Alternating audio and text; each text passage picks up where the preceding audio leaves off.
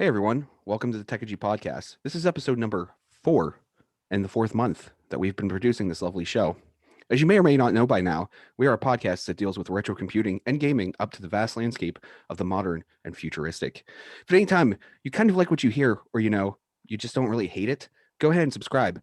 And I'm going to want you to deliver the most devastating of elbow drops from the top rope onto that like button. Ooh yeah!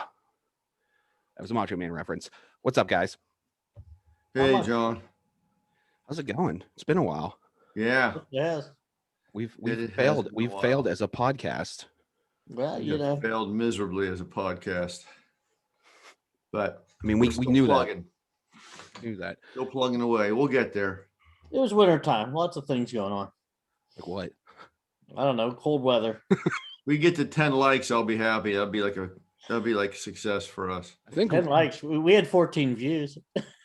yeah. Hey, we're doing good. Hey, we get We're more. maxed out. We get a lot Yeah. more. There's more than that listen. I think the most I've seen download live were like 41 or something. Yeah, but I shouldn't keep downloading it every day like that. That doesn't help that I have 40 different phones that I downloaded on. Did we lose John already or what? I don't know. He's doing something. He's right there. I had a little camera issue there. Sorry, guys. That's all right. Nobody even watches it on the video, so except for us. Yeah. I guess we're not doing it streaming, right? Yeah, so you can do whatever you want. This is the wild and out of control podcast. This is. I was trying to switch cameras because for some reason it keeps flashing. I don't know why. It's just because you're so beautiful. I guess I should be using that new computer I bought in November, huh? Yeah, that would make sense. Technology problems for techies. Yeah, Instead of this we're gonna have a special at the end of every podcast where we air our grievances against technology and our problems. So what's everybody doing? Watching TV, movies, playing games? I'm playing games. Not a whole lot, no. Just I haven't had time back to work, so Yeah, that you just went back to work like last week. can't fool you, huh? Hey, it's tough to work 2-3 days a week, isn't it? Can't fool you because we work for the same company. Well, kind of. Oh, we work for the same company. Yeah, I know. You send me Just different emails. departments. He sends me multiple emails every day, and I sent you one. He's like a lonely puppy. He just keeps. Is this the monologue we're doing right now? Yes. It's all about John. Yeah. Yeah, we're beating on the brat with a baseball bat. All right. Let's get back to what we've been doing. What have you been playing, John? Oh man, mostly with myself, but I've been playing Valheim. I'm looking here on my desktop. Been playing. That can't be too exciting. It's not. I've been playing Valheim, which I know you've been playing too, Mike. Yeah, we've been playing that together. Yes. Been playing. I finally bought Black Mesa, which is like the remake of the first two not Halos. I'm sorry, the first two that game that where you shoot people. Why can't I remember it right now? Oh my God. I'm having a brain. All right. Well, let's go to something. Sorry. It's Half-Life. I don't know why. Half-Life. I kept wanting to say Halo. But I mean, I started playing my Switch again. Both good games, by the way. Yeah. No, I've been finishing Terminator Resistance on the PC. I did finish Resident Evil 2. I've been playing some Switch stuff, and then I've had it this morning. I had like an urge to start playing like retro games again for some reason, like Super Nintendo, Sega stuff. So I don't know. I'm gonna look more into that. I have like a library of 500 games right now, on GOG and Steam from over Christmas that I need to play. So yeah, but yeah, I've been playing Valheim with you, and then I played the Medium, which I'm about 3/4 of the way through, which starts off really good, gets a little slow in the middle, and then I'm to actually a real good part right now. So I know I'm near the end, or getting close to the end. So, but I recommend that game. Some people don't like it, but I like it. And then I think Valheim's probably the best game of the year so far. Yeah, no, it's cool. If anybody hasn't checked it out, it's still pre-release right now. But how much was it? Was it 20 or I 15 think it was 20, wasn't it? Something on like that. Steam? But it's worth it. It's fun. It's fun just trying to figure out what the hell you're supposed to be doing like the first couple hours. And they got some cool monsters in it. Yeah, we need to get back in there Bosses, and keep whatever. going. But I think it's easily once they can get rid of some of the glitches and some of the other issues, I think it has the potential to be a really good game. I mean, it would be great if it would come to a console or something at some time, but it's just just PC right now. By the way, I don't think we mentioned that, but it's just on PC. So yeah, no, I wish they bring it to console and up the graphics a little bit because it is kind of like 360 graphics. It's not quite the they're not real high res or anything. But yeah, and if anybody played the Outriders demo, I did not. You gotta. We can actually play it together. The demo, it's like 3.5 hours that you can play. But it gave me the same feeling too. Like for some reason, it just felt like a last gen game. I don't know. Maybe once released, it'll be a little bit different. But that was the feeling that I got from it. Like it was I just opened up a brand new 360 or PS3 game or something. Well, they're bringing it to S and X, right, of Xbox. So yes, I mean the graphics will get better or not. I don't even necessarily mean the graphics. It just the gameplay was like janky. I don't know. It wasn't even janky. I don't know. That was the feeling. And then I've read a review on The Verge or on IGN or something, and somebody said the same thing, that it felt like a 360 game. I don't know. It just does for some reason. Yeah. I was gonna say I've been playing some retro games too, but I can't remember the name of any of them. So I guess you're not gonna know which ones I played. I've been playing some. It's called Bricks Breaker. It's like a modern day version of Pong on my phone. That's about the best I can add to this. Do you have Apple Arcade, John? I do, yeah. You do?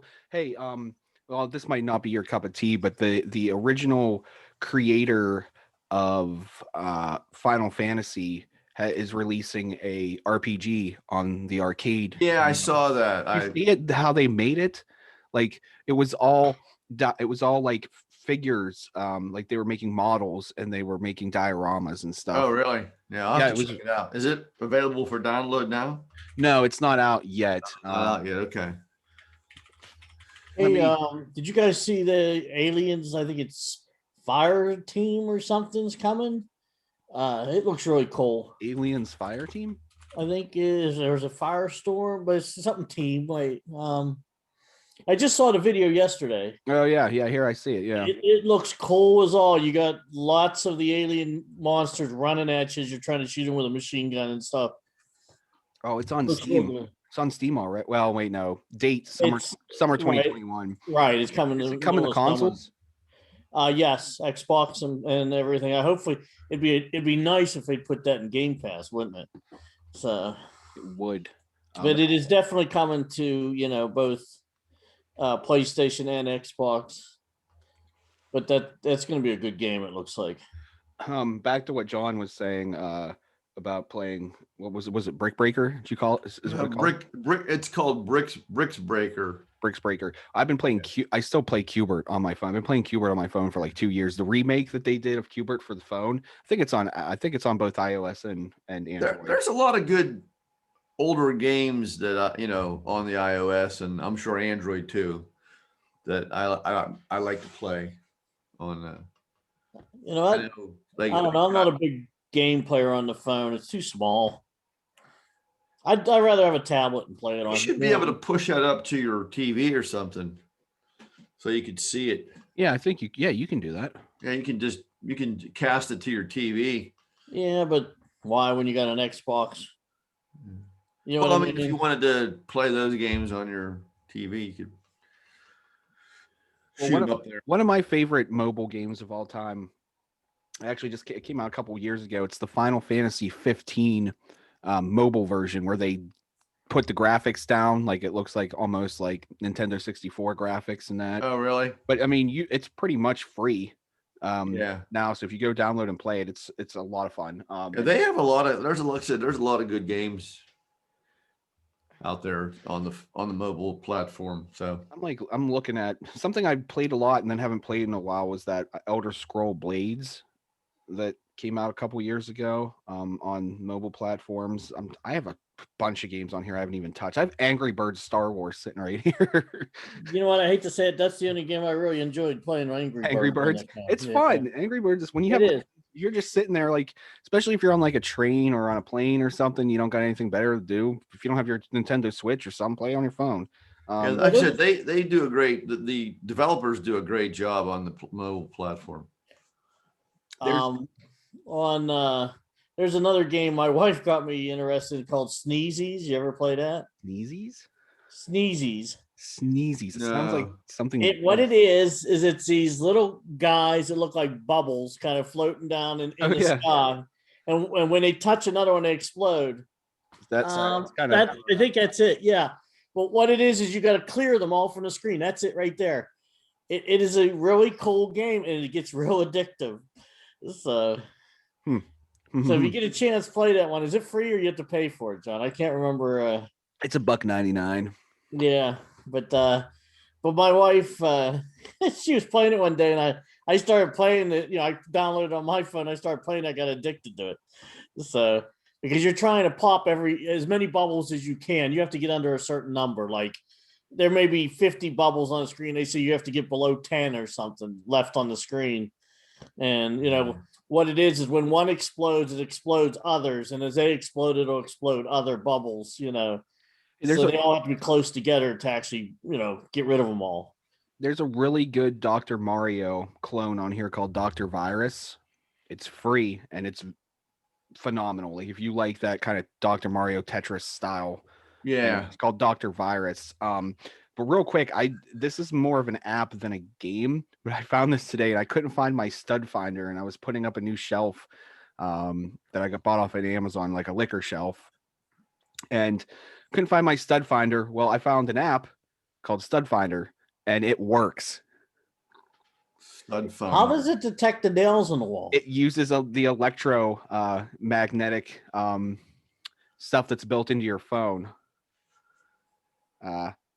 I mean, they usually do it by density, or they detect the nails, right? Yeah, I'll read you how it does it from the App Store here. It probably uses the gyroscope, no? No, it uses the magnometer to measure the magnetic field when your iPhone is placed near any metal object. So I actually tested it. I took it and put it up to like my MacBook, which is all metal, and it freaks out. So what's it called, John? It's just called there's two. One's just called Stud Finder, and then the other one that works also. Well, they're both called Stud Finder. one's like silver and one's yellow. One's silver and one's yellow. Yeah, I've been using the yellow one. That's amazing. I mean, I didn't really 100% need it. I would have been fine without it. But I mean, in a pinch, it worked. They're both rated like 4.5 stars. Yeah. No, the yellow one's 4 stars, and Well, I was using the yellow one. I don't know. I was the one I picked. The silver one has like 7,500 people that rated it 4.5. Well, I liked reading the reviews because people were like, I never knew I could do this with my phone. Yeah, there's a lot. But you think of all those things that are built into phones nowadays. Well, it's funny you mentioned that, because we had there was a woman who came and did a presentation for us about, I forget who that was, Mike. She did the thing like 50 things that I remember who you're talking about. Your smartphone can do, you know. And was she the one from when you retire? No, she wasn't AARP. She wasn't from ARP? No, it was another. I forget where I found that woman. On the street. Yeah, she did a good presentation. She knew a lot about phones, a lot more than I do. Well, yeah, she's got to teach elderly how to use them and that. So yeah. I think you know what she was. I think she was over from what you call it, Germany. Ray and Karen Huser from that from their group. Longwood. Yeah. I think I found her from over there. Yeah, but I don't know. I'm not sure who she represented or if she was just doing it on her own. Well, I had like a mind blown moment though when I was using it, because I was kind of iffy. I was like, this can't work that great, because my phone's all encased in metal. The phone case is metal and stuff. I put that baby up on the wall, and you sure as hell bet that it it found it. It worked. Yeah, that's So, amazing. That is amazing. I don't even need to worry about my stud finder anymore. My phone's a stud Well, finder. you figure if it can act as a compass, it sure as hell can act as a stud finder.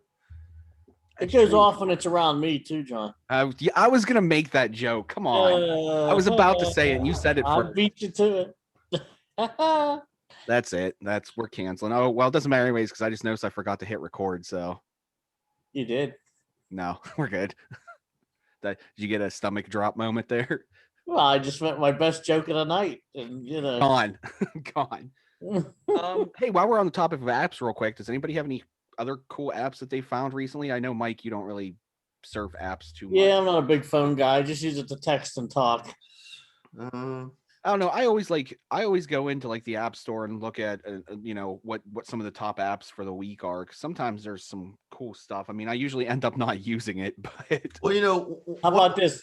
One of the things that I'm sure you probably both know this, but one of the things that I absolutely love is when I need to park somewhere, that requires you to pay. I just whip out my Go Mobile Pittsburgh app or my Park Mobile app, and I have all my information there. And you just click on the car you're driving. You tell it how much time you want to, for parking, and it rings up a price for you. Hit start parking, and Just watch what you whip out there. yeah. Anyway, And the nice thing about both of those apps is it reminds you, like you can set the time for a reminder, like you can say 15 minutes, 10 minutes, 5 minutes, whatever. And then you can actually renew more time if you need it right on the app, so that you don't have to go, back to where you parked. And so it's just amazing what you can do with the. well, the first phone I had when I had the Microsoft phone, I used to download every app I possibly could download, but I don't know. Ever since I've had phones for a while, I kind of gave all that up. yeah, no, I this is like my favorite app. It's the Buffalo Wild Wings app. Mhm. Oh yeah, you got to have a Buffalo Wild Wings. Now, the one I swear by is though I don't own a printer or a scanner at all. I refuse to print anything. So I actually have a app on my phone that does the scanning, and it works great. It looks like if you just scanned it, like on an actual scanner. So, oops, I just opened a game. Now, what are you doing? You're basically just taking a photo, really, right? Yeah. It kind of, but it turns it into like a scanned page. Like whenever you hold it and you are like on the paper, I have a sticky note here. Yeah. Well, it puts edges around it, and like it'll turn it like black and white, like if you scanned it. And that see if it's gonna be hard to show an example here, but it turns it into a PDF too. Yeah, it does. Well, the one that I like, I don't know if it's still available or not. It used to be, it was called Office Lens. Yeah, that was the one I originally used, but now I use Tiny Scanner. Okay. It looks like Microsoft changed the name of it. Yeah, too. I think they did. I think maybe I just couldn't find it one day. It's called Microsoft Lens now. Yeah, but no, it's cool. Like nobody knows the difference of whether it was a scanned document or if I did it on my phone. Nope, you can't tell. Yeah, it's great. But yeah, there's, like you said, there's so many things that are like you can fax from your phone. Well, maybe some night we'll have to just do everything phone or something. Yeah, that'd be a good one. Why didn't we think about that before? I don't know what we sat here for 4 days trying to think of something to do, and now we haven't done anything we talked about. We're talking about phones. Yeah, so now, not to jump back to gaming, but I forgot about this. I wanted to mention this real quick. And I'm sure this is going to be available on more than just PlayStation, but Sony announced that there are going to be 6 new PlayStation VR games. And the one that I'm super excited about, there's 2 that I'm really excited about. Doom 3. You remember Doom 3? Yeah, but hopefully it ain't like their first Doom one. It was terrible. And then there's another one called After the Fall, which is like a post-apocalyptic first. Now, what I didn't like about their first one is you didn't walk through. You had to point your joystick basically and push a button to jump to a different area of the thing, and then shoot them, and then you had to jump somewhere else. It like slowed the action. I mean, it was fast action, but it was just, it isn't the same as Doom. It was completely different. Right. Yeah. So I just read now these will all be available on PC too. So Yeah. I just wanted to bring it up. So I don't know. We'll see how it turns out. That came out. Didn't you buy an Oculus? You I just do haven't have got it. it yet? I know I have it. Oh, did you get it? It's here. Yeah, Did you try it? I have. And I did. I had it on for like 3.5 hours. Didn't get sick or anything. Yeah, no, I only get sick on certain games, the ones that do. There's one, I think it was called Valkyrie or something, where you could rotate the ship all around the circle, and I got disoriented because I lost, like what was up and down. Well, I'll tell you what I was playing. It was the Half-Life Alex. That was I bought it. Yeah. I bought that because that's what I really wanted to play, and they took a lot of time and effort into making that game because you can literally manipulate every single thing in that game. I can pick up a piece of chalk and whip it across at the chalkboard, and it'll explode and put chalk on the board. And you can pick up markers and you can write on windows. Like that's how they put a lot of time into the game to make it to where you can mess with everything. Well, that's my next big purchase. So, problem is, I got to save. It's gonna take me a while to save up the money. Just sell your son. Nah, I can't do that. Sell him to the what was the planet on Star Wars with the slave traders? I don't even remember. I don't know, but I don't know. they'd probably return them. Has anybody watched anything good on TV or any movies lately? Right now, for the second time, I went back and watched *Halt and Catch Fire*. That's one of my favorite ones. Yeah. I binge watched it in like a week, the whole series all over again. And then right now I'm watching Picard, and I don't know if it's good or not yet. I don't know. Yeah, he's a dog. Huh? He has a dog. He does. So automatically good. The show's about the dog, not him. So what else? There was a couple other good things I was watching. I can't think what they are though. John, you watch any movies lately? Not really, no. No. Do you know what a movie is? I do. Have you ever watched one in your life? I have. Oh. John hasn't been playing games, hasn't been watching movies. Yeah, what have you been doing? I've been watching my podcasts. What podcast? That sounded like BS. You mean the 4 podcasts we created? That's it? Yeah, I keep watching them over and over. That's how we get the view count. There it is.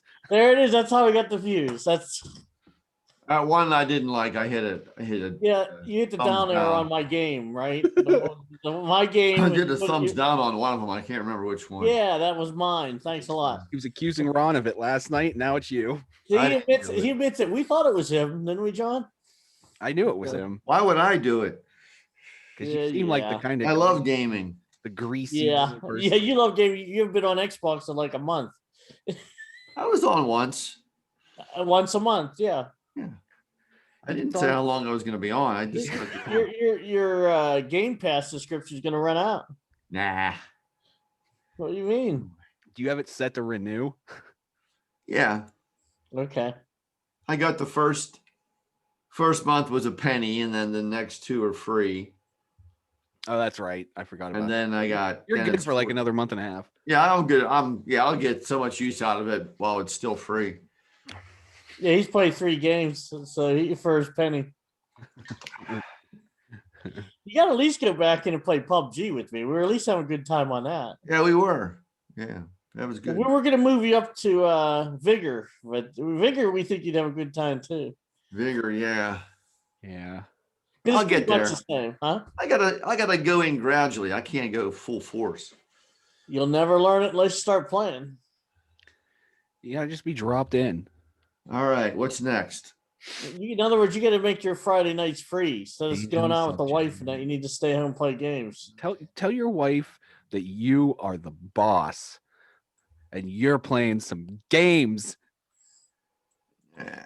And if she wants, she can sit back and watch it, but she can't bother you while you're playing. You tell her to make a bowl of popcorn and pour me a beer. Friday nights, I get like chained to the chair. I can't do anything. Chained to the chair for what? We talking about whips and chains, or what are we talking about? No, I just get Oh. chained to the chair so I have to do stuff at home when I can't go anywhere or do anything. Well, then you should be playing games if you're at home. That's right. You could be playing the Xbox. Well, no, I'm next to the Xbox. She chains me up far enough away from the Xbox. You can't reach the power button. I don't know. I've talked to your wife. I don't think she does that. No, you don't know her all that well.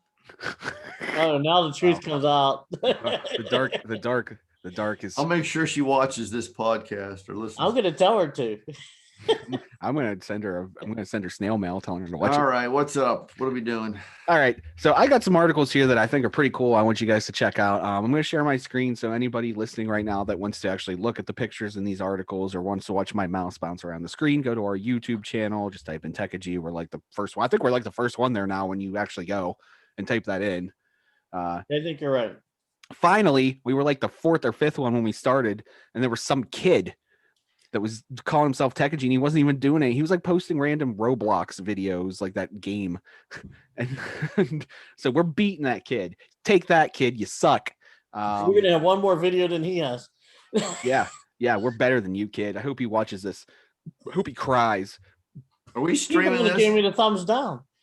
He probably is. No, you know who that was? That was the old ass gamer. The old ass gamer. We spent 20 minutes dragging through the mud and making fun of for no reason. Yeah. Okay. Just remember, I'm the cheap old. What am I? The cheap old ass gamer, or You're what? the old cheap ass gamer. I'm the old cheap ass gamer. That's what I am. Yeah. So this first one here that I found is just because there's been talk about the way some companies are changing the internet and stuff. So I just brought this up. So this is a T-Mobile $50 unlimited home wireless internet service. So this isn't like, your normal internet. This is pulling from a T-Mobile signal tower like your cell phone would. And this person spent a month, or maybe, they spent a month using this for all of their devices. It's $50. It's totally unlimited. Equipment's included. So you get this fancy little soda can router here. It's cylindrical, and I don't know, how high would you say that? Maybe a foot and a half in height there. Provided by T-Mobile here. What's the speed, John? Well, I'm going to talk about that. Okay. So he said setup was really easy. When it came, he called them and they had it, it was upfront $0. There was no hidden fees or anything. He set it up using a QR code. He did run into a problem, but he attributed it to himself, something that he did wrong. So he called them and they took care of it in like 10 minutes by resetting his router remotely. And so, he used this for a month, and this is where he talks about how the internet performed. And he said it wasn't that bad, but it was a little bit spotty speed wise at times. Not that he lost connection, but he would go anywhere. He said the highest that he got was 145 Mbps, which is not bad for a cellular speed. That's like cable internet speed right there. Yes, and cheaper than Comcast. Yeah. So yeah. And he said, a lot of times he would have that speed, but some days, he would drop down to 15 Mbps from 145, which 15 still isn't disgustingly awful. You can still surf the web. You can still load YouTube videos. I mean, you're not going to be doing like downloading massive files or, 4K streaming at 15 Mbps, but it's still not bad. So he didn't have any days that he had issues keeping a connection. He always had a connection. Now, obviously, this is going to be dependent on where your location, but T-Mobile has expanded their services now, so there a lot more people can be part of that network. They brought in Sprint too, so Sprint's network is now part of T-Mobile's network. And I mean, if you're sick of paying high internet prices, and there might be some limits coming for some providers on your bandwidth, maybe this is an option, something for you to consider. They allow you to test it. There's no contract. At any time you can say, I'm done. You send this back to them. You never have to talk to them ever again. So there's no yearly contracts or anything. It's $50 a month.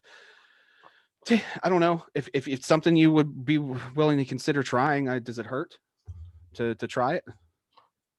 I don't know. What do you guys think? I mean, I mean, Hey, for them people that can't get good internet, that'd be perfect thing. yeah, so like he says perfectly, there's no contracts. If he ever wanted to, he could go back. He could go back to Comcast, which is one of the providers that's talking about limiting bandwidth.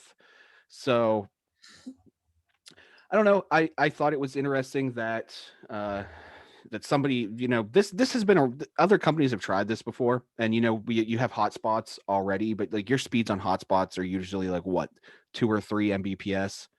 Yeah, and they drop off a lot. MVPs. Yeah. Yeah, they drop off a lot, but I mean, he didn't have any problems with anything dropping off, and he said that this is a legitimate alternative for home internet. So, if But what about Starlink internet? Anybody have that yet? So I actually signed up to be one of the first people to test it or to use it. So did I. Yeah, and I haven't heard any communication. Well, that's because you're not in a Well, I don't live in Africa. Country. Yeah. Well, that's where they were starting to roll it out. But it would be nice to at least get to say I tested it or tried it or something. I don't think I'm gonna. My internet right now is great, so I have no reason to want to leave it. But I thought Nick at work said his dad signed up for it, and they did send him an email about them sending him something soon. Oh, so, cool. What's his dad live out in the woods? Well, they're out in Indiana. Oh, outside it, they're like between Punxsutawney and Indiana. Oh, I thought you meant the state. I was thinking Indiana. No. In Pennsylvania. Yeah. They're between Punxsutawney and Indiana there or whatever. No, they're in a bad area. I mean, there's nothing out there. That's all just country. Yeah. Mm-hmm. I mean, I don't know. Do we know anything about like the prompt? Like, have they talked about what they plan on the speeds for this being? Because I know right here it says it's going to be low latency for calls and online gaming. But do we know anything? They said it's going to be fast. I don't know exactly how fast, but they said it was going to be fast. So again, I want to know: is it going to be like your other satellites, where if it's overcast or you have trees around or anything like that, or bad weather, you lose signal? I don't know. I honestly don't know. I guess you'll be finding out someday. Yeah, I didn't really, I never really looked into this too much. I was just like, I'm going to sign up for it and just see what happens. I don't even think they provide a whole lot of information about it. Like here on their website, there's not really anything here. There's a couple pictures and like some text, but there's nothing that says.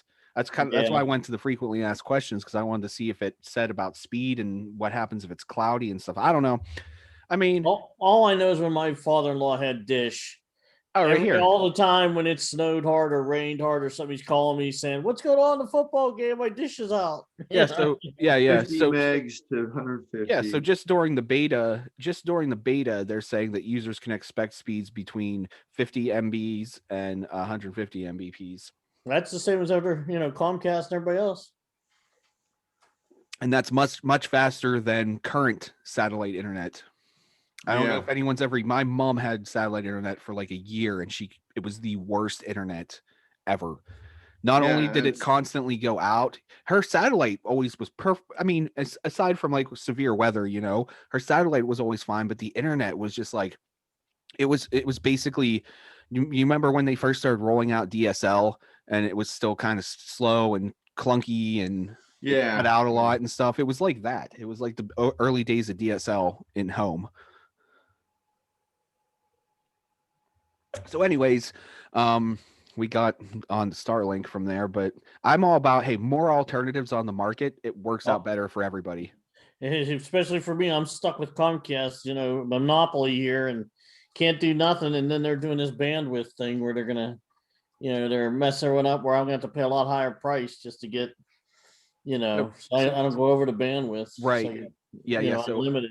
Anybody that doesn't know about that should go read. Well, I'm not going to go through this. We've talked about this, not on here, but we've talked to the end of the world about this. But if you just look up Xfinity data cap, you'll see it. Just real quick, if you got kids that have game systems, you'll be the one that probably will go over your data cap. So real quick before I get off this one, I thought this was interesting here. They're not beaming a direct signal to your house. So what they're doing is they're launching these satellites and they're installing ground stations that are gonna broadcast a signal. So is this gonna be like coming? They're not, with satellite internet, the internet's coming from the beam that's coming down with your TV. Is that dish they're showing? Is that a ground station? That's a ground station, and from there they're going to broadcast a signal. So is this going to be like a microwave signal, or? I guess, yeah. Because you saw, To get that kind of speed, you think you need that? yeah, this almost looks like the new digital TV antennas to me. This looks more than a satellite. Yeah. I don't know. I'll have to do some more research. Maybe I'll follow up on the next podcast about how this works, because I honestly don't know a whole lot about it. Yeah. So moving on here, the next one that I thought was, there's not a whole, this one won't be too long, but this is experts are now able to learn and see what you're typing during video calls based on your movement behind your camera. They're not actually putting keyloggers on your computer to read your keystrokes, but they're able to take these videos and just see how you're moving your arms and your upper body, and they're able to figure out what you're typing. What if you're typing, or if you're like typing? What's that? You both said- talk at the same time. They can actually tell what you're typing? Yes. That's So pretty what about- scary. What about two finger typers like me? So what they're doing is they're using AI to do this, and there's a pre-processing part where it removes your background, turns everything grayscale, does like a face detection, and then there's keystroke detection, which quantifies your body movement, and it creates an algorithm, and then word predictions based on your shoulder and arm contours, and then your arm displacement calculation. There's a whole process that involves math that I'm not even going to pretend that I know about.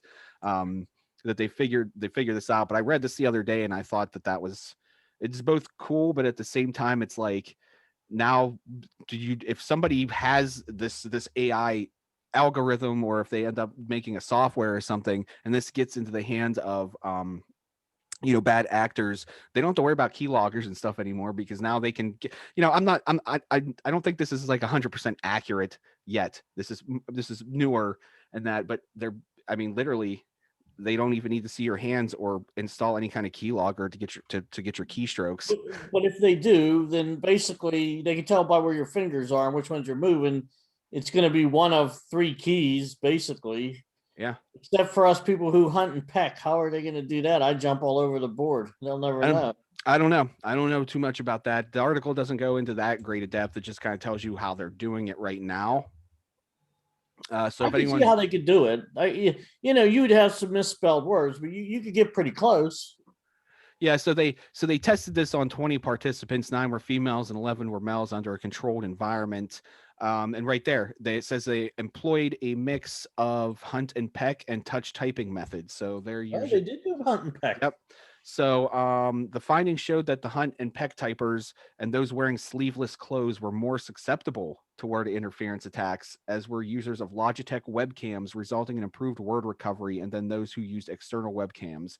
So you hunt and peckers are actually more susceptible to this. Better learn how to type. Tell exactly what key I'm on. At least when you do the regular one, your keys are set on certain letters, and then you're just moving them up and down. Yeah. Me, I'm all over the place. How are they going to know where the keyboard is?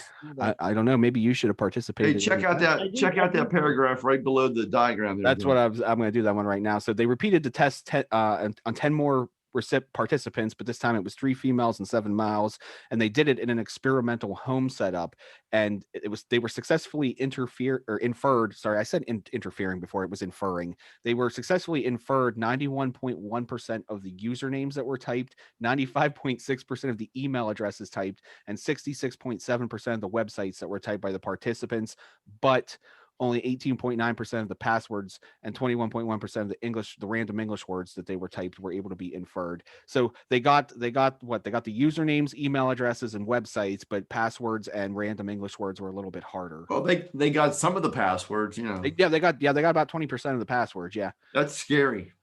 Yeah, that's a quarter of 100%. So Well, Yeah. Well, the bottom line is you just turn your camera off when you're typing. Well, if you're on a call, like I am, about 25% of the day with people, I'm typing while I'm Oh, you talking. just explain to them, hey, Hey, for security purposes, for security purposes, I have to type with my camera off. Well, what I envision happening from here is some security companies are going to start producing some kind of filters that you can use on Zoom and other video call things that are gonna make this a lot harder for this AI technology to take these images and do this. It's I don't know, some kind of like watermarking or something is going to be in a built-in filter is what I see happening. So Yeah.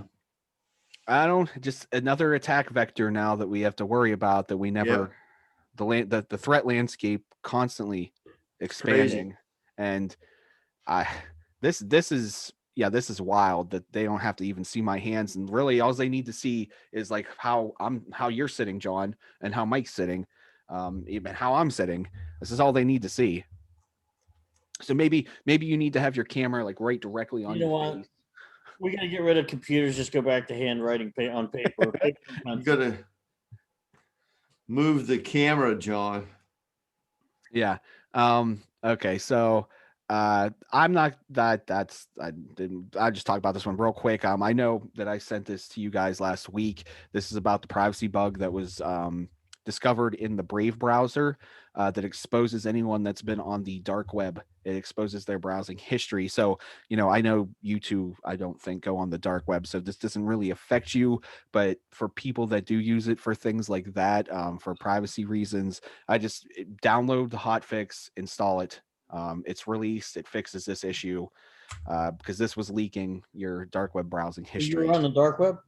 I have been on there's nothing on there. Most of it's dead links. There's no such thing as a red room. That's all made up. Are they selling body parts? I didn't find any. Seriously, if you go on there, it's literally like everything you have to. You can't just accidentally click on something. You like when people say that they go there and they accidentally found a child porn site, you don't accidentally find it. It's not like there's just links for you to click on everywhere. You have to find these ahead of time and enter these into the address bar to go to these places. Is it like a bulletin board or is it just like a website? It's an entire internet, but it's not like there's no Google really. There's some aggregation sites where you can go and find links.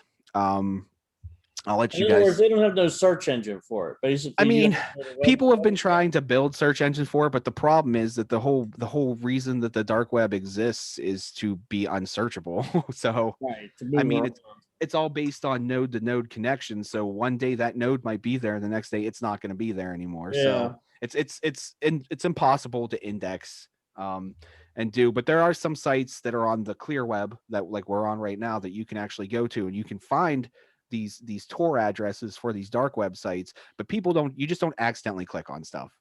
That always gets me, that because I go on the Reddit, the subreddit for the dark web, and I like reading like all the newbies that go there who think that they're going to accidentally have hitmans and stuff come knocking on their door and all that. You have to know what you're looking for to find it. You don't just accidentally stumble upon. So it's just someone's excuse saying that, oh, I just accidentally clicked on just so they don't get in trouble. That's all it is. Yeah, and really just clicking on it isn't going to get you in trouble. Even if it's a honeypot set up by like the FBI or somebody, just clicking on it isn't going to get you in trouble. They're looking for the people that are putting it on there more than the people who are just looking. Yeah. So, I mean, obviously, if you somehow do that, or you for some reason have some insane cat-like curiosity that you want to get killed, and you do go to a site like that, immediately back out of there and just close out and just say you're done with the dark web, because you shouldn't be on there if you're trying to find stuff like that. So anyways, I'd be more worried about getting a virus or something from it. Well, I mean, if you're not down, just go to the website. You're not going to get anything. Obviously, if you start downloading random stuff, you possibly could. I would recommend doing it in a virtual machine. Yeah. So also don't use a VPN while you're doing that, because it messes. A VPN along with the Tor connection will leak your IP address, which means people will now see your IP address. So no VPN, just the Tor browser and a virtual machine. That's all you need. The Tor browser is anonymous on its own. It anonymizes your information and your connection. If you do anything else, you risk the chance of leaking your identity, your computers and your network's identity. So that's a mistake a lot of people make, is they use a VPN because they think it's going to help. Don't. No VPNs. Anyways, that was the privacy bug. The next one I wanted to show was Gatorade has this new GX sweat patch that tests your sweat to help you better hydrate. It's $25. You get 2 of these, and there's an application that comes with it. And as you can see, if you're watching on the YouTube video, there's a picture here that shows the application work, and it shows like the different percentages of like salt and saline and stuff that are in your sweat. Hang on. It tells you. I'm gonna have to pay $25 to find out about my sweat. Oh, I mean, I don't think. What do you need to know about your sweat? Wow, that's what I mean. Why would I pay $25 to find out about my sweat? Well, it's not necessarily. It's not just about your sweat. It's more about your hydration and stuff like that. I got This is more like, I'm not going to buy these. This is more for like pro athletes. In other words, just so you don't get dehydrated. But yeah, so you can see like your percentage of fluid loss. This is like people that are like doing like, athletes. Athletes, yeah. We'll just say athletes, and that's not any of us. Clearly, Right. just looking. You can just look at our videos. It's not any of us. I just sweat sitting down, so you know you need to be kicking off all the time. Hey, I literally, no joke. I already keep my house cold. I always keep it like at 61, 62. I try not to ever go higher than that. But at night, I even have a fan on me, and it's 60 degrees set in the winter, and I still wake up sweating. Like I sweat when I sleep, and I don't I know think there's something wrong with you. Well, there's a lot wong with me, but that's just one. Well, that's true. That's one true. of the many things. How long do those patches last? That's a good question. Branding, $25, package of 2, individual price $12.50. They're only giving you 2. They must last a little while. Yeah, I don't see anywhere in here that it says. That's not a very long article, by the way. I don't know. Let's go to the website. Let's see what's going on here. Personalized like a pro. GC sweat patch. Yeah, I'll leave my $25. Learn more. 1 2-pack. Know how you sweat and what to do next. Well, stop sweating is probably what you should do next. Here we go. Quit moving. Yeah, sit down. So they are hypoallergenic, if that was a concern for anybody. Yeah. They're not single use, are they? That's expensive if they're single use. Yeah, look here. It recommends, makes recommendations. Drink water, dummy. High sodium loss, soccer, so you can put in what you're doing. It takes the temperature. It does all this fancy stuff. Here's some guy running. It doesn't say how long they last. I don't know. How does the patch work? How do I apply? What if it doesn't fill? Oh, these are a lot of questions here. What if I put it in the wrong spot? Whoa. What if I put it somewhere it shouldn't be? Yeah, so it doesn't say. I have no idea. So we're just gonna leave it at that. If it's interests you, go check it out. I don't know how long it lasts, but how about somebody? You know what? That means I'd have to do exercise though. I was gonna say this would be something cool to test out and do like talk about or something. Yeah, I don't know. I think Maybe. Here's my thing. It's when you sweat enough, it's going to tell you're dehydrated. Well, you're going to know that because you're thirsty. But to me, for maybe some athlete, it means something great, but for any normal person, I think it's a waste. You know what? I'll spend the $12.50 just so we can see what it's like. I don't know how I'm going to sweat. Maybe I'll wait till like I mow the grass or something here when it gets a little bit warmer. Summertime's coming. Yeah. Turn your heat up. Yeah, no, I'll be suffering then. Yeah, that's what you're supposed to do. I had to call myself out on this real quick because it's funny, but I went to add this to my favorites, and the first folder that comes up that I must use the most frequently is the cocktails folder. So it's for my cocktail recipes. Wow. Yeah. No, John, don't drink. Yeah, right. Don't look at that. So that's the news articles that I had rounded up for this. Just a couple interesting things. I spend a lot of time in the morning sitting in the bathtub soaking. So that's what I do. I kind of search the web looking for news articles, reading security stuff. So, does anyone have any articles they want to show? John, you have some stuff, don't you, John Major? No, I don't have anything. You don't have nothing? That's not Not true. for news, no. No, I didn't mean news. I meant you I got thought he was asking about news. Oh no, I was just I was just transitioning there. That Oh. was a little do into the next segment. He's just trying to push it off on one of us. Yeah, he does that. Happens sometimes. Yeah. So don't you have something like you're gonna show us or talk about, John? Which John? You. Me. We talked about it before the show. Yeah, I was going to talk about something. Would you have a stroke? Trying to think what I want to do first, though. Let me see here. I was gonna say memory must be pretty short. Hey, I found this app on the App Store the other week, and I haven't tried it out yet. And I don't even. It's called Memory OS, and it's like a series of things that you do on your phone, and it creates like this thing that's supposed to help you with your memory, but it treats your memory like an operating system instead of like a brain. I don't know. You have to look it up. It's on both iOS and Android. It's called Memory OS. Yeah, make sure JM gets that. Yeah.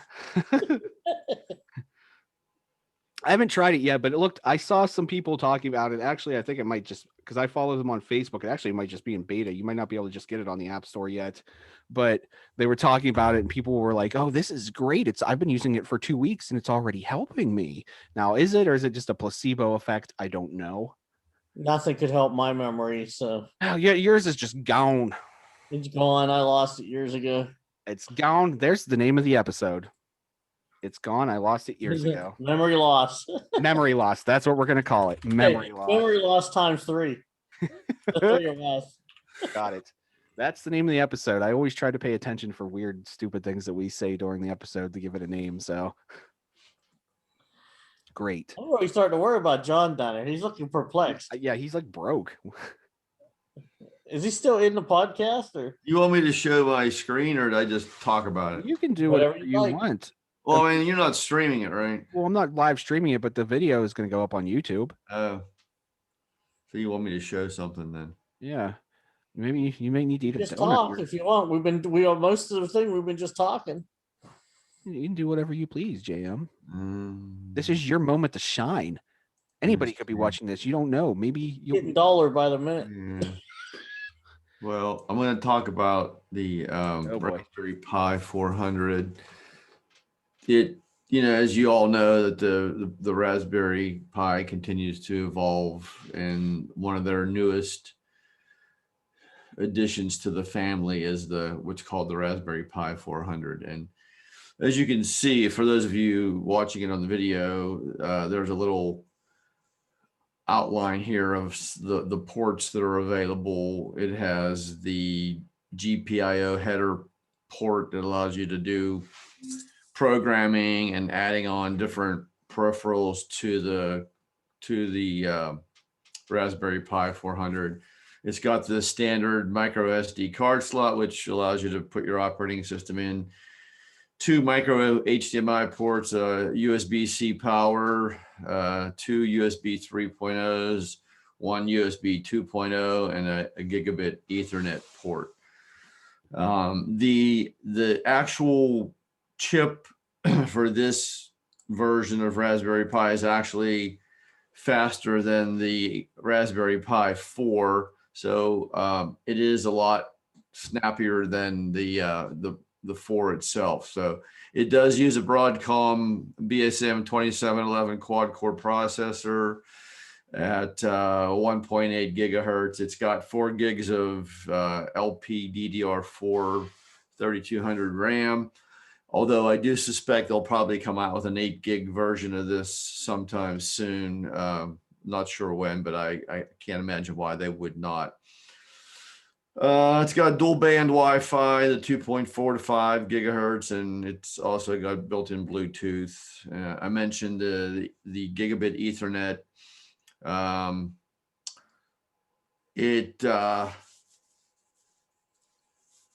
it's using the H.265 and H.264 video format. So it's using one of the top standards out there right now. It's got a 78. I'm not sure why it says 78 or 79 key compact keyboard. I guess it depends on what region you're in, if you're in the US or UK or whatever. So it takes a 5-volt DC USB connector, and the dimensions. Oh. I don't know what these are in millimeters, so I'm not sure what they convert to.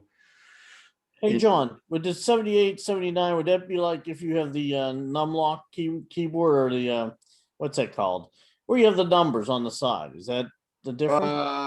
No, it doesn't have the keyboard on the side. Yeah, okay. I was just wondering if that was the I mean, difference. it doesn't have the number keypad on the side. No. Yeah, I mean, I really think this is a cool item. It's all built into the keyboard. The only thing I wish they had was, instead of the 2 micro HDMIs, I wish they'd have one big and one micro. So you don't have to get a special cable. Right. But the dimensions are 286 millimeter by 122 by 23. So I would say, looking at the actual unit, it's probably about 15 inches long by about 5 inches deep and about maybe an inch thick. So As she said, very lightweight, and it's nice to see this in an all-in-one format where you can just plug it in, you're good to go. That's what I like about it. You got a monitor, get yourself a monitor and a mouse, and you're all set to go. So let me click on this brief here, see what this shows. Oh, this is just a sheet. I'm not gonna show this, but there's what it looks like there when you're looking at it. The back end of it with all the ports. Let me see if there's any other pictures here. That just shows you more specs. Yeah, no big deal there. No, I think that's kind of slick. There's your look. There's the look at the keyboards. I think this is where the 78 or 79 comes in. I'm not sure. I don't know where the extra key would be. I don't see an extra key. That's why I thought the numpad part would be. You know what? There's something different here, because the enter button. Oh yeah. Sort of like a shape like a number 1, and then the enter button here is this rectangular one. So I'm not sure what it's pink and white, right? Yeah, it's sort of like a pinkish and white. Yeah. Yeah, I actually really like the aesthetic that they had going on with it. I thought it looked nice. Yeah, no, it's nice. That's all there is to that. I'm not gonna. Well, what I mean is, it's nice you're only carrying a keyboard around instead of carrying around the little box with the Raspberry Pi in it, and then a keyboard and a mouse. And like if you were going to somebody's house, you could just say, "Hey, do you have an HDMI monitor and right a mouse I can use?" It doesn't have a trackpad in it, though, right? That would be the next thing that would make it better. Well, there is a company that actually makes a. It's similar to this, Mike. But you like this, it's like a clamshell design, and you put the Pi inside of it, and it turns this shell into an actual. Basically, it turns it into a Raspberry Pi 400, but it's a little bit wider because it has a trackpad built in. Right. I forget the name of the company that makes that, but anyway. But this is nice. It's plastic. It's light. Yeah. It's small. That's what's nice about it. And it's got everything pretty much inside except for a couple cables you need. Yeah, and if you want more information about it, just go to raspberrypi.org, and you can find more information about the Why don't you tell them which place not to order from? You had a bad experience. Chicago Electronic Distributors is I didn't have a good experience with them, so you might. I don't want to get myself in trouble here, but you might just want to think of other places to purchase. Well, I mean, you had an issue. I mean, it was a legitimate issue. Buy it from a company called Vilros, Vilros. That's a good company. You can buy it directly from some of the Raspberry Pi shops that are in the U.S. and I wouldn't recommend doing the UK ones, but there's a couple that are in the US that carry it as well. So the one thing I did mention was the cost. So the there's another company there called the Pie Hut. That was another company that is a good place to buy from. I've purchased from them before. But the actual, what we didn't talk about was the cost, the unit itself. And right now they're mainly selling just the unit, and it's $70. But there are a few companies offering kits that come with, that have the power supply and the mouse and the HDMI cable. And That comes with the pie and all, or no? what's that? You have to buy your own pie, or is it inside this? On this one, no, it's built in. Okay, that's it. Yeah, but what I'm saying is, there, when you purchase this, you're getting your pie. It's just Right. that's all you're getting is the keyboard and the And pie. yeah. If you want to make it work, you've got to purchase some accessories, So, unless you, like I said, the only thing that I would recommend not trying to kind of, like, if you have a USB-C cable at home, I wouldn't just throw that into a brick that you have at home, because two things can happen. You can either underpower it, which would mean it won't boot up because it doesn't have obviously enough power, or if you're giving it too much current, you could actually fry something. So I would recommend getting a power supply that is sold by the Raspberry Pi Foundation or any of its distributors here in the US. But other than that, a mouse and a monitor that you have that's HDMI will work fine, as long as you have some kind of an adapter that comes out of the micro HDMI and goes into basically a coupler that'll couple together two male regular size HDMI cables together. So, but other than that, very. I have one, and I really like it. It's very, like I said, it's very snappy. It works well, and I was using it on Wi-Fi, and it was working pretty good for me. I have not tried it on the Ethernet, but I'm sure it would even work faster as far as opening up a web browser and whatnot. So No, that's cool that it's got Wi-Fi built in. How much RAM does it have, John? it's got 4 gigs right now. Yeah. But I saw a rumor, I saw a thing online somewhere, they're actually thinking about doing an 8 gig version. So There you go. Yeah. Well, that's how they started off with the regular Raspberry Pi 4. They started off with the 4 gig, and then they came out with an 8 gig. So, but no, it's great, especially with a lot of places, obviously the remote work, but in a lot of places are doing bring your own devices now, because you can just log in the stuff in the cloud, and you have your office suites in the cloud and all your applications. You pick this up, you can take this anywhere that's got a TV. I mean, you just HDMI into the TV. Yeah. Now, and you're right, John. It's nice because if you're tapping into the Google ecosystem, you can just log into your Google account and get to, Google Sheets and Google, I'm not sure what they call the word processor or whatever, but they can get into all that. Or if you're on the Microsoft side, you log into your Microsoft account and you have Office in the cloud, and so you can do all that, Anymore, most of your, especially with work, all your applications are all software as a service. They're all on the web. Right. Exactly. Wow.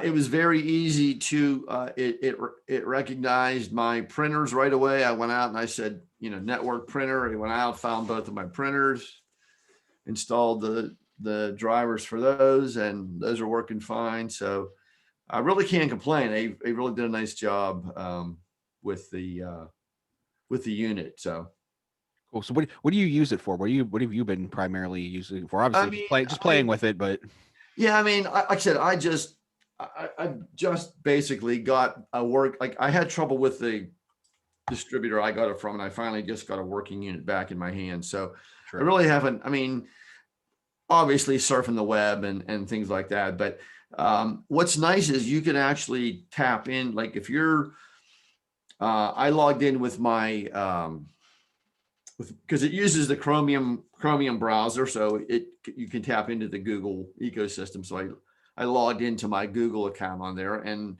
you can go to their web store and you can download software and download it right onto the desktop of the Pi, and have extra software that you can use that's coming from the Google ecosystem. So, but it also has its own app store that you can tap into as well and download programs from there as well. So, See, I even like that they moved the GPOI header over, so you can even just plug something right into that. right, exactly, yeah. Because Yep. a lot of Raspberry Pi cases don't even let you get to that easily. No, it's sometimes it's hard to get to, yeah. But yeah, they have it. They did a nice job of designing this. So I'll have to put it through its paces, and then we'll maybe visit this again on another podcast. So Yeah, I just wish they would have had one regular HDMI cable hook up there. yeah, I don't know why especially I'm kind of disappointed in that, because this was a bigger unit. They should have had space to at least put one HDMI in there. Exactly.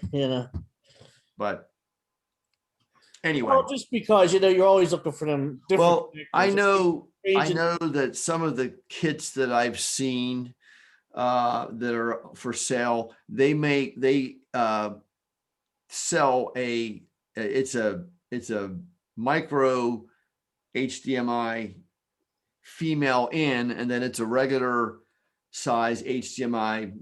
I'm sorry, it's a micro HDMI male in adapter, and then on the other end of that is a female regular size HDMI, so that you can just use a standard HDMI cable on each end, connection on each end of the cable. So, right, but my thing is, you don't want to have to carry all these extra little. yeah, things. I know. I don't know why I'm really surprised that they did it on this one, because they said they did have the space. Yeah, there's room there. I mean, you could have they could have moved this micro SD card slot over here and made at least one full one, but whatever. It is what it is. So, but hey, they could have put them above and below each other. You know what I mean? yeah, they could have stacked these two. That's Although right. that would have been tough to maybe have them both plugged in at the same time or something. I don't know, whatever. So anyway, that's all I have on the Pi. So it's one of those things that I know I don't need, but I kind of want it. Exactly. Well, you know what? You don't have to have it, but you want it. It's sort of similar to, and we've talked about the micro PCs, that are out there now. Those are nice too, because we've seen ones that are like maybe 3x3 by a couple inches high, and they run Windows 10 and have 8 gigs of RAM. Yep. Well, this is affordable. It's all under $100, so it's not like you're breaking the bank or anything. Right. It's like 2 tanks of gas. Yeah, it's right. It's I mean, everything keeps shrinking, so you know that. Anyway, that's all I had for that. So Very cool. Very cool. Well, we got anything else we want to talk about? Let's talk about life. I mean, we are getting up to an hour and a half here, so. yeah. Well, I can talk about here. Let me go. I'll share a screen again, and I'll get this one out of the way here. So since or do we not want to talk about gaming right now? Let's do another one, and that'll throw us over an hour and a half. And well, I don't know if it'll go that long, but I want to talk a little bit about this. It's a Linux distro, and it's called Batocera Linux, and basically what it is a open source free retro gaming distribution that you can copy to a USB drive or a SD card, and it basically turns any computer or a miniature computer into a gaming console. And you can have it you can either run it off of the thumb drive or the SD card, or you can actually install it onto the internal hard drive of whatever computer you're using. But the only thing is that I actually have it on a thumb drive that I am currently testing it on, and it does come with a couple of games. But as you can see right here in this last statement here, it says, note that you must own the games you play in order to comply with the law. And I'm sure we are all guilty of not owning some games that we have I think it's just you. the ROMs. I think it's just you, John. I think it's just you, John. We're all on the up and up over here. Me and John Cornwell would never do that. On the up and up. Yeah, I'm on the up and up because I have all my ColecoVision cartridges. So I'm not worried, But anyway, I got a question for you though. How well does it run from a USB stick? Do the games have lag or anything? Can you tell? No, I was playing the one game they gave you. It was Donkey Kong for the NES, and it played pretty well. Yeah. Now, when I put basically, I guess if I'm going to use a memory stick, say I put it in my machine, I have to hook a joystick up too. Does that all work? Kind of. Yeah, you know what? I plugged in. I'll show you this real quick here. Let me see if you guys can see this or not. Let me see what. Well, you can because I'm sharing my screen. I'll show you when I'm done. But I plugged in the. It's called the 8-bit do SN30 Pro, and it recognized it like right out of the chute, when I plugged it in. So it's basically got all the joysticks or something. Yeah, and the system supports. The distro supports 70 different systems currently. And if you know anything about open source, they continue to update this stuff and add new stuff to it, all the time. So, yeah. And if you want to, if you're interested in exploring this more, go to batocera.org. That's BATOCERA.org, and you can learn more about it there. And you can also download the distro to your hard drive, so that because one of the things you have to do is you have to actually you have to copy this to the thumb drive or the SD card, so that you can play the system. One of the things you can't do is just download it and then copy that file to the thumb drive. You have to go about it in a certain way, and there are instructions online. There's a program called Balena Etcher. Balena Etcher that they recommend using to take the downloaded file and flash it to the thumb drive. So it's explained on the website. So I'm not going to get into details on that, but they have a lot of features. They've got different themes and shaders and bezels, and there's rewinding, and basically it's all plug and play from, and it says it uses the best emulators and best cores. So, but it comes with, let's see, how many does it come with?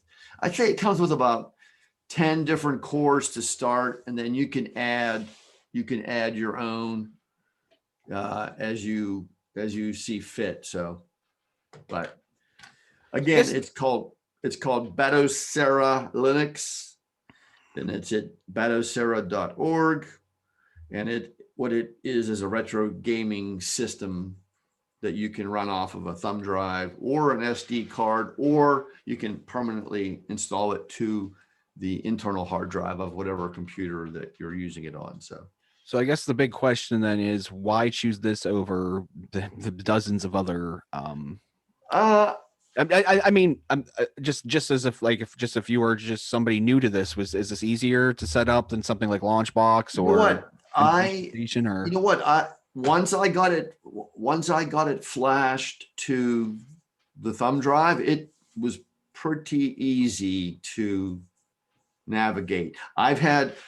And for those of you, I know Mike and John know this, but for those of you listening or watching, RetroPie is another popular one. And I've had issues with that, trying to get it to work properly and whatnot. And there are others out there too, but Isn't there a Recal box or something too?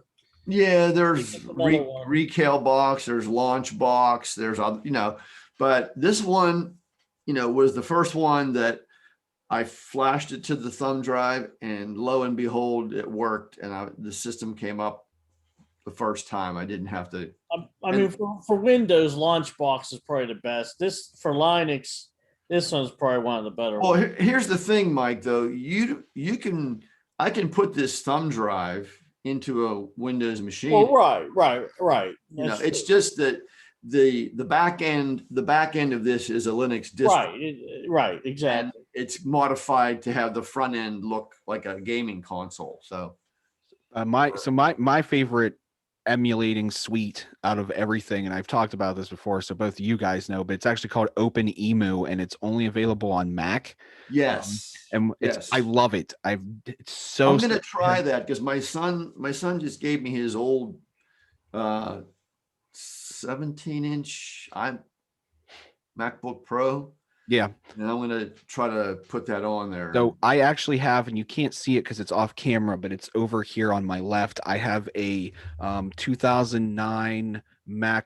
I have an 2009 iMac that I have OpenEmu on, and it's got every single, I think the consoles go up to I think you can add up to the PlayStation 2, and I think even the GameCube up to that is what they currently have cores for. And it's nice. Yeah. I'll have to check it out. Yeah, and I'm pretty sure, I'm trying to remember. I know I've played some GameCube stuff on there, and I think it can handle it because the MacBook maybe too, but I know the iMacs have an actual dedicated graphics card in them. Well, the nice thing about Launchbox, and if you pay for the big box, is you got tech support. You have trouble, you can actually talk right to somebody. That's the controller that I hooked up to that. Sarah Linux. The 8-bit.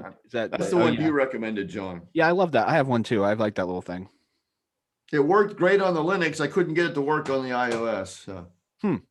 Not sure why. Next time we're together, I'll take a look at it because it works on my. Well, I just dropped it, so now it doesn't work at all. It doesn't work at all. I'm gonna when I edit this, I'm gonna put an explosion noise in there whenever you drop it. No, just show flames on the screen. Yeah. Well, just so you know, this is one of our sponsors, 8-Bit. No, it's not. It's not. 8-Bit Do. If you're listening, don't sue us. Okay, that's post-production cut there. But I always have to post-production cut something you do. Hey, we got to get a bleep sound and just bleep him when he does that. It happens out of nowhere. Huh? Hey, you didn't play our intro music. Well, I put it in post-production. Oh, that's right, post-production. I got COVID brain. Sorry. You had COVID 6 months ago. 3 months ago. Anyway. Do we want to do real quick, just to end it on something kind of funny? Do we want to do the expensive retro games? Sure. Oh man. So Mike and I the other night, John, you were busy, and we were just trying to come up with things to do. And I found an article about the most expensive retro games. So I was on eBay looking at stuff, and there's just some wild prices on there. There was insane. There was a ColecoVision cartridge that somebody put on eBay. It was rare, and they wanted $1,000. What was the price of that one? It was like 90,000. Yes. Wow. John, some of these are ridiculous, and the thing is, people, please don't buy these. That just drives the prices up more and more. That's what I mean, you're foolish if you buy these things. Right. Yeah. Please stop doing this because then it just jacks the price up for everyone. Right, for everybody else. Idiots out there. Yep. You got that website. It was hilarious. We were going through there, like some of these games, So it wasn't on eBay. It is on. This is on eBay. Yeah, I'm gonna On share my eBay. screen here right now. And Yeah. I mean, we don't have to spend a long time on this. Maybe we'll come back to it some other time. But I thought just to end, some on something kind of funny here. Yeah, We'll take no, a I look at got some. you. Take a look at some of these. So let me share my screen if you need to go on YouTube to actually see this. But we'll talk about what it is for the people listening in audio. This one right here from Canada, the world's rarest video game, extraterrestrials for the Atari 2600. What? Please read that price out loud. 90,000. 90,000 90,000 US dollars. 272 people watching it. this. 90,000 buckaroos for this thing. Now, Mike and I could not figure Wait out a minute. what this You know was. what that means is there's 272 stupid people out there looking at this. I'm sorry, people. Mike and I couldn't figure out what this was because I had never heard of this, and I thought maybe it was like an original cart for ET that they ended up burning and destroying all those because nobody was buying them. But Hey, John, click through some of the other images there. Yeah, so it's not though, but they did. Let me show you. They did use the sprite of ET in this game though, but this is not the ET game. The movie based on the movie, but they used the sprite. So I don't know what this is. Who in their right mind would pay $90,000? I don't care who made it, whatever. It's not worth $90,000. I was gonna log in and say, I'll make an offer for $1. Yeah, I don't. But he takes it apart just to show you that there's like no, there's no. It's not rusty or there's. I forget what it's called. That's corrosion. Corrosion, yeah. I don't know what this is. Here, maybe the developers of the game. I'm sure they're probably utterly. This guy looks familiar here on the right, but they're probably utterly. If they knew this was going for $90,000, I'm gonna have to do research on this because I don't know what this is. That's crazy. I have no. Is this like a like an alpha for the ET game or eventually, or I don't know. I have no idea. I don't know. My golden rule is you never pay more for a cartridge than it originally was put on the market for. I don't know about that. I mean, why? Why did it's a used cartridge? Oh, somebody want. It could be less price than it was when it was sold. Well, if there's only one left in existence, it's going to be expensive. Well, I don't care. And my thing is, people don't be dumb. Don't spend high prices on old games that you can emulate or something anyway. Yeah, so I'm not going to read through all this. I don't know what this is, but it came out in 1984, whatever it is. It's ridiculously expensive. So let's continue. Here's another one that I was looking at. I love Qbert, but I don't think I'm going to pay $1,200 for Qbert cubes. For an Atari 2600? For the Atari 2600, 1984. I mean, the bulk of the box. I know, the label. It's not even, the box has mold on it. Yeah, I mean, my thing is people. That should be a $10 game. So is Qbert Cubes the same thing as Qbert, or was this a separate game? That was a separate game. What I don't know. Look at the cartridge box, though. It looks the same. No, Qbert and Qbert Cubes were different. I see. It's like a diamond shape. Yeah, it's a little bit different. Yeah, it's a little bit different. It is, but still, I'm not. Come on. How much is the game? I can not whenever I can find the ROM if I wanted to for free. I don't know about paying $1,200. Here's one that's $65.99. Yeah, I mean, you're getting a little bit closer to reasonable. And if you go to some yard sales, you could probably find it for $2. Yeah, you know what I mean. I mean, I'm gonna have to be pretty cubed up myself if I'm gonna be spending $1,200 on Qbert's cubes. I don't need Qbert's cubes anywhere near me. I'm not. No. So this next one I'd never even heard of. Hey, you know what, John? You could probably buy the original arcade cabinet for the same price. I bet you could. I bet you'd probably be less. Probably. So here we have Revenge of the Beefsteak tomatoes for the Atari 2600. This is an unopened one for $600. And it's made by 20th Century Fox. Yeah, it is. They should have made a movie based on this. Maybe they did. Well, the fact that it hasn't been opened is Revenge of the Beefsteak. Just a game. Where's the graphics? It doesn't show them, but Mike and I watched a video of some young man playing it, and I'm not gonna replay the video because there's a lot of F-bombs in it, but he has no freaking clue what's a lot of these Atari games, they just dropped you straight in the game, no title screen or anything. You just right. It was just it looked like the stupidest game ever. He was shooting at something which wouldn't explode, but then he would just explode. It was weird. Yeah, so I mean, if you're watching, you can see it here. Oh, It doesn't have graphics. Give a screenshot. Can you search for screenshot? This is it right here. There it is. Look at the screenshot. That's it. Wait. That's the game right there. But you're like this thing, and there's like these red tomatoes that come out, and you have to shoot them. But then you can go up to this yellow square, and you can like put other blocks on the screen. I have no clue. Oh my I mean, god. you're gonna pay that much money for that game there. It's not even fun, according to the kid. I need to like read the manual, and I want to know what's going on here. Why are these beefsteak tomatoes? They look like bulls. Yeah. So oh yeah. Okay. So I mean, G.I. Joe Cobra Strike here is for $479.99. I don't know anything about this game either.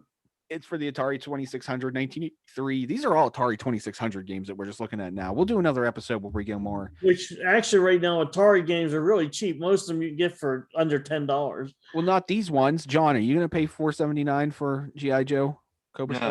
No. No, you sure? Your wife? Not for 2600. No. How about $475 for 2D Pac-Man Factory Sealed for the Atari 2600? No. No, not even Frogger. People were getting ridiculous. That's California. right. I And can if you're a fool if you buy these, is all I could say. I can get Joust and five other random games for the 2600, 5200, 7800 for $129.99. That's a better deal. I'm getting more games. And I actually think that's expensive for that. That is expensive for that. So here is the penumbra, the penultimate of these expensive games. This is Beat 'em and Eat 'em for the Atari 2600 for $349. This is an adult game. Oh, That well, might I would be- pay that. Now that might be worth it. Does it show graphics? They're Atari titties. Atari, what would you What does the penis look like? Is it like square? I would assume so. So there is maybe we'll do a segment on this in a future episode, but there were a specific market of adult video games made for the Atari 2600. Well, I know that the ColecoVision has some, but they're not that great graphically either. Well, John, can you look up a screenshot of that just to? Oh. Sorry, can't do that. Well, wait a minute. What's it going to be? Pixels. It'll be pixels. Yeah, I better be careful. Maybe you what I'm should share your screen when you do this, maybe first, and then. careful when I'm searching here. I'll put a black bar over it if I have to. Oh boy. Yeah, okay. So anybody who's offended by pixelated penises should probably not be watching. If you're watching on YouTube right now, please look away. Yeah, so it looks like oh boy, gonna need some black bars here. So you're a man standing on the roof with his man pole. I thought that was his feet. No. His feet. He's like dangling it over a train here, shooting women in the mouth with his man stuff. Boy. Oh Can gosh. you imagine going? All right, we got to blur that Yeah, we're screen, I getting out guess. of there. You really got to use your imagination on You're that. going to have to blur that, John. Well, can you imagine going to a video game store in 1983 and picking up Beat 'em and Eat 'em? It's like, yeah, I'm getting this porn game. I'm taking it home on the Atari 2600. It Like, sure looked better than the beefsteak tomatoes. or well, whatever. I wonder if anyone's ever beaten this game. But this is something I could see like being in a bar as like a joke or something. Like, you got like this smoky bar and this game's like sitting in the corner plugged into a TV and all the guys are gathered around like drinking Pabst Blue Ribbon in 1973, smoking Marlboros, laughing at this game. That's what I picture that this is. I can't imagine somebody actually having this in their house for some reason. That's crazy. It's creepy. Like the person that has this in their house, you don't want to go in their house because you're probably not getting back out. All I'm going to say is a Playboy magazine is a lot cheaper than that. So Yeah. So there's some more games. The Earth Dies Screaming. I've never heard that. That sounds intense. Fantastic Voyage. There's a lot of games. I'm not familiar so much with Atari games because I never really got into them because they're simple. I mean, Hey, wait a minute. for the Time out, John. There's beefsteak tomatoes for $8.95. yeah, this one's all jacked up. Yeah, but it's still the same game. $8. So I just wanted to show some of that, so just how ridiculous it can get, and it's even. I thought that $90,000 one's. Somebody's pulling my leg. That can't be real. You need to take a couple zeros off that. Like Take all the zeros off of it. all the zeros, right? Maybe switch the 0 around with the 9. But I just wanted to show that we'll do a further segment on that, and maybe in the next podcast we'll devote more time to, like, I'll do some more research and find even more ridiculously priced games and systems, because those were all Atari 2600. I know sometimes there's stuff for like the I've seen some pretty steep prices for things for the Sega Saturn before, because I've looked for them myself and they're expensive, and the alternative is you can actually just burn to a disc for the Sega Saturn, and it plays without any, you don't even need to do anything special. Here's the biggest thing to remember. These things go in fads. In other words, you're going to have years of high prices, and if you wait long enough, it'll go down to where all these cartridges will be cheap again. I mean, it's right now, it's a big thing. Everybody wants the classic games. A couple years from now, nobody will probably want to play any of them, you know? Right. So if you wait long enough, you get the price you want. Yeah, eventually it'll come down, unless there's only one copy and one dude's holding on to it forever. Does anybody have any final words? John, Mike, do you guys, anything else you want to talk about for the fantastic people out there listening? Yeah, we'll save it for the next show. Yeah, we went through a lot here, and these episodes go so quickly. Next thing you know, we're almost pushing like 2 hours. So, Exactly. you know, I appreciate everybody listening. If you're on your favorite podcast app, or everybody watching on YouTube, I'm sorry that you have to see our faces if you're there. But, you know, like we all say here at Techegy, stay nerdy, my friends. We still messed it up. Yeah, we'll get it one do day. it ever. All right, guys, everybody stay nerdy. We'll see you next time.